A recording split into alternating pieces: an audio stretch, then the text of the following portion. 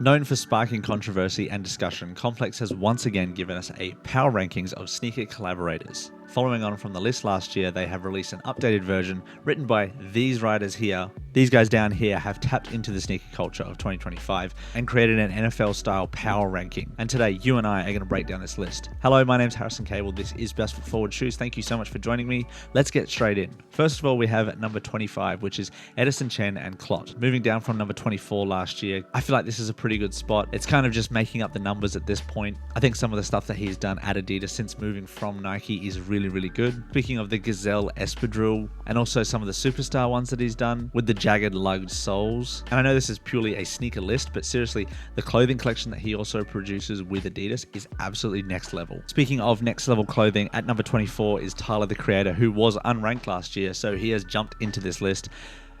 His brand, Golf Wang, has kind of been very synonymous with really good clothing collections, and his collaborations on sneakers with Converse have been pretty solid, and I feel like this is a pretty good spot for him. Next at 23, you have the Saucony mastermind, Mr. Colourful himself, J-Tips. Last year he was at 22, so he fell down a spot, which I completely disagree with. I'm sorry, but with some of the awesome sneakers that he has released within the calendar year of this list being put together, how do you drop one spot? It's actually insane. He should definitely be within the top 15, if not higher than that. J-Tips has absolutely resurrected Saucony in a way that no other artist has done for any other brand. So I'm sorry, but this is ridiculous. Up next is Pata, who dropped down 2 spots to 22. I can kind of understand where this is. The history, the legacy of this brand overall is kind of there. And I feel it's always good to have a little bit of European representation on this list. It's very like American centric, this list, of course, because Complex is an American publication. And they have done some really cool sneakers in this time period. Coming in at 21, as he was unranked last year, is Mr. Sexual Harassment himself, Tom Sachs. And yes, for some reason, everybody has just completely forgotten about how bad of a person he was at the time when he was having a lot of his employees say that the workplace was uncomfortable. But hey, he's releasing a new shoe, so of course we're going to put him on the sneakers list. The Marziard 3.0 has gotten people all riled up, and I can concede that the ISRU camp thing is actually pretty cool, where you earn points for doing different challenges and then you can buy the shoes. It is kind of a cool concept. I just kind of have a problem with him being anywhere on this list. At 20, another previously unranked artist, that being ASAP Rocky, the Puma darling, who is very fashion forward and is always thinking about how to style his outfits with the shoes and vice versa. And I think he's really brought Puma along in a different kind of way. I haven't really loved a lot of his shoes or collections. I did pick up a couple of them and then I instantly kind of palmed them off, but I can kind of respect how he has pushed Puma along in the sneaker scene, so I have no problems with him being there. Down to 19, again, another unranked artist, Pharrell, the creative director at Louis Vuitton. He has been around everywhere, sporting the Adidas jellyfish over the last couple of weeks, months. That jellyfish is an instant hit. I have no problems with where Pharrell sits on this list.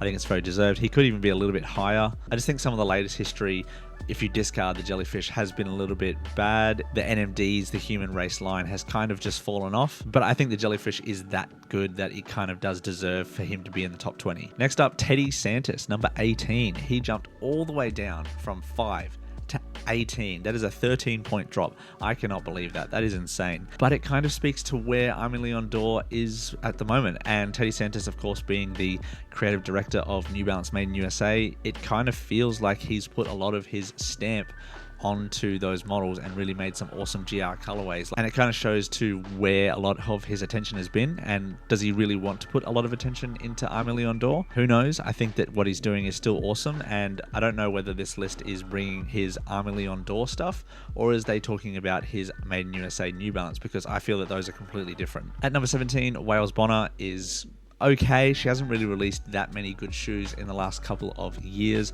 I think that the wave that it created with the low profile Sambas, coming off some of her astounding models, namely the leopard print and the chrome plated Sambas, those were amazing and kind of opened a lot of people's eyes to a model that has already existed. And the fact that she hasn't done a lot in the last year or so has meant that she's dropped all the way down from 9 down to 17. Another huge drop is James Whitner down at number 16. Last year he was at number 4. The founder of Armour Meniere, the Whitaker Group. He's definitely got a lot of brand power under his belt. And I think some people kind of got a little bit sick of the While You Were Sleeping pack, the Every Summer Tells a Storyline. I think they're kind of discounting a lot of the stuff he's done with Whitaker Group and New Balance, because those shoes are pretty awesome. The 990 V4, the 998, those are super cool. And so I think this one is probably a little bit low. I feel like he could definitely be in the top 10. The next one, I definitely don't have a problem with this. Supreme at 15. Last year they were at 14, fine. Supreme, they had a couple of Air Force Ones, pretty mid. They then also had like 5 different colorways of the SB Dunk Low, which are basically GR colorways wrapped in a Supreme 94 logo. So honestly, this could probably go down just a little bit. Another slight drop for Jound, going down to 14. Last year they were at number 12, and they've released a ton of different shoes. They've done a collaboration with Solomon that I really liked, done a couple of the XT6s. They released a 993 in that classic understated Jound muted colorway. So overall, it's kind of like Jound as an overall metaphor is just consistency. So I'm happy with them pretty much staying exactly where they were. A huge jump up for Awake New York, coming up to 13th spot when they were completely unranked last year. It's wild to see the rise of the Jordan 5 this year, and they've pretty much been the spearhead of that in a lot of ways, with 2 different colorways, a black-blue colorway as well as a mostly pink colorway. They had in-store and out-of-store activations in New York, a ton of press from Angelo Barque, the creator of Awake New York, and I really think that this is probably a good spot for Awake. They've done some really, really good stuff this year. This is the biggest problem I have with number 12. Action Bronson at number 12? Are you serious? Come on. I know that this list is meant to kind of stir opinions, but far out. Action Bronson at 12? What? After the 990 V6s that he put out this year? Come on, man. That's ridiculous. How do you put out one of the best sneakers of the entire year and only be at 12, dropping down a spot? What? I'm sorry, but Action Bronson definitely deserves to be the top 5. At number 11, the eclectic Nike collaborator CPFM Cactus Flea Plant, headed by Cynthia Liu, has kind of created their own lane in a lot of different fashion and sneaker circles, creating wild silhouettes and colorways and some really good clothing as well. So they were at 7 last year. They've dropped down to 11. They've done some good things, but I'm okay with this. I can't believe that this guy is actually even in the top 25, let alone the top 10. Lil Yachty, unranked last year, is sitting now at number 10 when he did 2 Air Force Ones, one very bright, loud red, green, yellow colorway, and one very understated colorway. I'm not going to take it away from him. It's just kind of annoying to see the nepotism coming from Complex with this list.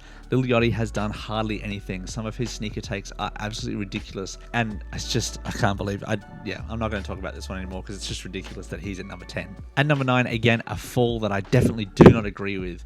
Joe Freshgoods sitting at number 9. He was number 3 last year. How do you release one of the best sneakers of the entire year? I'm talking about the Aged Well 992 and fall down 6 spots. Like, what? The man has been out there in the streets doing it. The Paris Fashion Week activation where he gave away pairs of the New Balance 2000, man. He's releasing a documentary. Like, this is power rankings. Like, he deserves to be up there. It kind of feels that this list is really about Jordan and Nike collaborators, and the New Balance collaborators are kind of being pushed a little bit to the side. You think Teddy Santis, you think Joe Freshgoods, you think Action Bronson. They're all kind of being pushed down to the end of the list, and I really don't think it's very fair. So, big problem with this one. Next up, number 8, Union. Last year, 15. It's okay. They released one shoe this year. They've also got another one coming out with Fragment. It's a Jordan 1 high. It's pretty much a rinse and repeat of some of their older ones, but hey, you know the saying, if it ain't broke, don't fix it. At number 7, a 1 spot increase from last year, Salehi Bembry.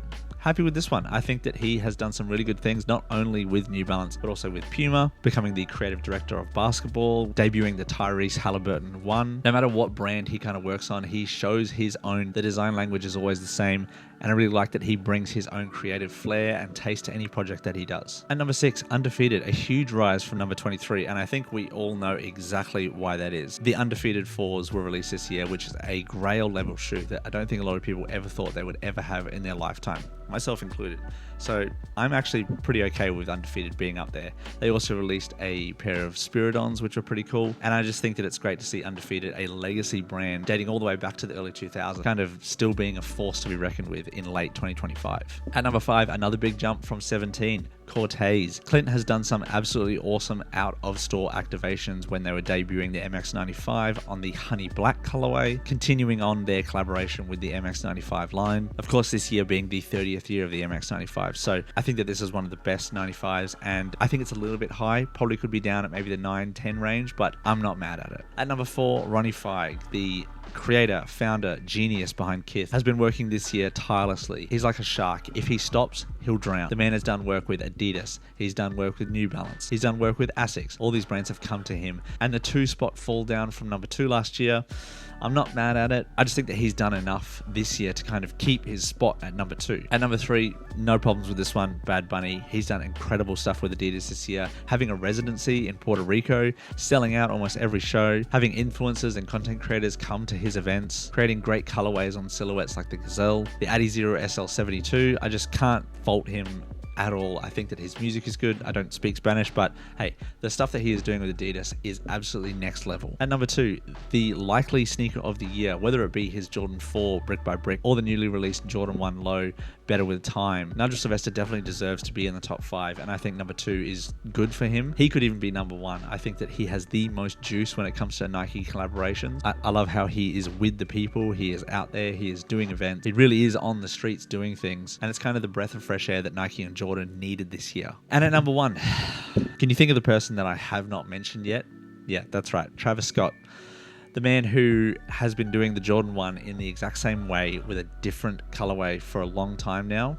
Don't get me wrong, it has worked, but man, I'm a little bit tired of it. I still want that fragment shoe, but to be honest, it's kind of more for the fragment colorway than the Travis Scottness of it all. I did like some of the shoes that he released, like the Field Jacks. I don't have a pair of the Jumpman Jacks, but man, it just feels like those new models aren't getting as much traction as his Jordan 1 lows. And this is not to say that he doesn't deserve to be like in the top 5, but number 1? Really? I mean, when you've got Nigel Sylvester sitting there, you've got Action Bronson sitting there, you've got Bad Bunny, I just can't put Travis Scott at number 1. That's insane. But anyway, this list again is to kind of make a bit of discussion, controversy, and I love chatting with people about this list. And I'm not going to fault Complex for making people talk about them. We are, of course, in essence, a part of the clicks and views and likes industry. So I think that it's a good list. I just think there's a couple of things that I would adjust.